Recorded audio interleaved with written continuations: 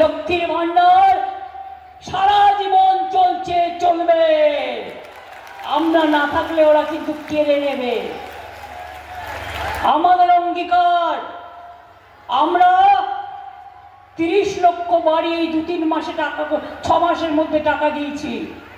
আগামী দিন যত কাঁচা বাড়ি আছে সবগুলোকে পাকা আমরা করে দেব, এটা আমাদের অঙ্গীকার।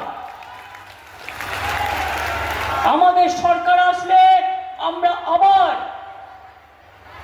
সমগ্রভাবে প্রতিটা পরিবারে পানীয় জল পৌঁছে দেব। 1 কোটি লোককে ইতিমধ্যে পৌঁছে দেওয়া হয়েছে। যুবসাথী, তাদের জীবিকার সন্ধান করে দেব। এটা ওদের পকেট খরচা। ছেলে মেয়েরা যখন মাধ্যমিক পাশ করে কলেজে যায়, তারও তো মনে হয় আমি একটা কিছু কিনি, সেই টাকাটা যাতে কারো কাছে হাত পাততে না হয়, তার জন্য স্কিমটা করা হয়েছে। এর জন্য ভিক্ষে নয়, ভাতা নয়, আমরা বিজেপি করি না। ওরা নগ্ন ভাষায় কথা বলে, আমরা সৌজন্যের ভাষায় কথা বলি।